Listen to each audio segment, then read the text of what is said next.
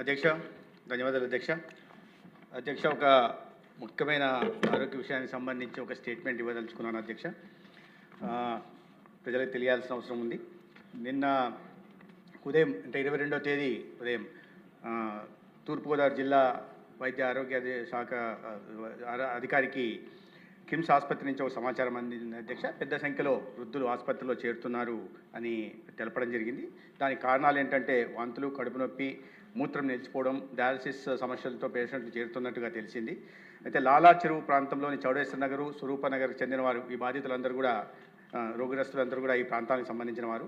వాటిలో వెంటనే ఆరోగ్య శాఖ సమాచారం అందిన తర్వాత చేసిన క్లినికల్ పరీక్షల్లో యూరియా మరి సీరం క్రియాటిన్ స్థాయిలు పెరిగినట్లుగా గమనించడం జరిగింది అధ్యక్ష.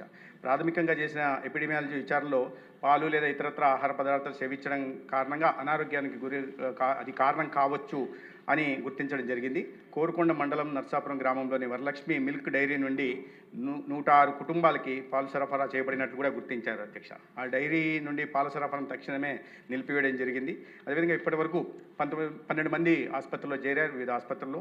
దాంట్లో 4 మరణాలు నమోదయ్యాయి అధ్యక్ష. 8 మంది ఆసుపత్రులు చేరి ఇప్పుడు చికిత్స పొందుతున్నారు.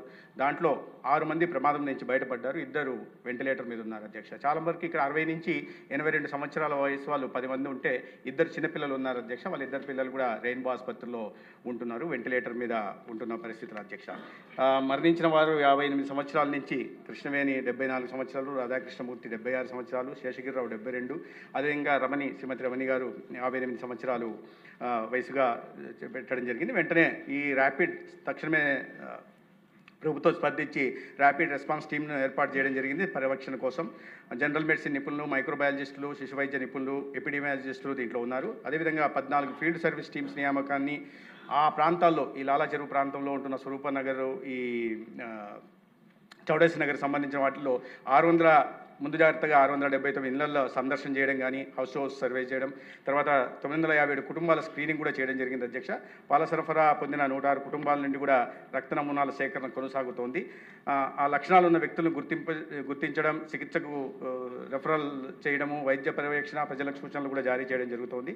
ప్రభావిత ప్రాంతాల్లో అత్యవసర వైద్య శిబిరాలను ఏర్పాటు చేయడం జరిగింది. రాజమహేంద్రవరం మున్సిపల్ కార్పొరేషన్ మున్సిపల్ కమిషనర్ను వైద్య శిబిరాల నోడల్ అధికారి కూడా నియమించడం జరిగింది అధ్యక్ష. రోగుల చికిత్స పర్యవేక్షణ, వైద్య సిబ్బంది అందుబాటులో ఉండేలా చూడడం, అదే అంబులెన్స్ మరియు రెఫరల్ సేవల సమన్వయం కూడా కోఆర్డినేషన్ పని కూడా జరుగుతూ ఉంది అధ్యక్ష. ఈ నమూనాల సేకరణ చేయడం జరిగింది. నర్సాపురం గ్రామం, కోరుకొండ మండలంలోని Varalakshmi milk dairy food safety అధికారి తనిఖీ చేశారు. ఫుడ్ సేఫ్టీ చట్టం ప్రకారం విధి విధానాల మేరకు పాల నమూనాలను సేకరించడం జరిగింది. ప్రభావిత ఇళ్ల నుండి పాలు మరియు పెరుగు నమూనాలు కూడా తీసుకున్నారు. నమూనాలు పంపిన ప్రదేశాలు స్టేట్ ఫుడ్ ల్యాబొరేటరీ హైదరాబాద్కి, అదేవిధంగా స్టేట్ ఫుడ్ ల్యాబొరేటరీ విశాఖపట్నము, అదేవిధంగా హైదరాబాద్లో ఉంటున్న విమ్టా ల్యాబ్ కూడా నమూనాలను పంపడం జరిగింది అధ్యక్ష. ఈ మరణించిన వారిలో కృష్ణవేణి గారి కుమారుడైన తాడి సీతారామయ్య గారి ఫిర్యాదు మేరకు పోలీస్ స్టేషన్లో ఒక క్రిమినల్ కేసు కూడా నమోదు చేయడం జరిగింది. అదేవిధంగా అనుమానిత విక్రేత ఎవరైతే ఉన్నారో అతన్ని కూడా పోలీసులు అదుపులోకి తీసుకొని విచారణ చేస్తున్నారు. క్రూజ్ టీమ్స్, అదేవిధంగా ఫోరెన్సిక్ బృందాలు కూడా దర్యాప్తులో పాల్గొంటున్నాయి. పోస్ట్ మార్టం కూడా చేయడం జరిగింది అధ్యక్ష. మరణించిన వారి శరీరాన్ని, పార్థివ దేహాన్ని పోస్ట్ మార్టం అనంతరం నమూనాలను ప్రాంతీయ ఫోరెన్సిక్ ల్యాబ్ కూడా పంపబడుతుంది. ఈ పంపిణీ వ్యవస్థ మరియు ప్రభావిత వినియోగదారులను గుర్తించేందుకు దర్యాప్తు కూడా కొనసాగడం జరుగుతుంది అధ్యక్ష. అదేవిధంగా ఈ 4 వెటర్నరీ వైద్యులతో కూడిన బృందం కూడా దర్యాప్తు చేస్తుంది. పశువులకు ఇచ్చే మేత, నీరు, ఎండు మరియు పచ్చి మేత నమూనాలను కూడా సేకరించి వాటికి కూడా VBRI ల్యాబ్కు పంపడం జరిగింది అధ్యక్ష. అయితే ఈ విషయం తెలిసిన వెంటనే గౌరవ ముఖ్యమంత్రి గారు వెంటనే స్పందించి దీని మీద నిరంతరం సమీక్ష నిర్వహిస్తూ ఉన్నారు.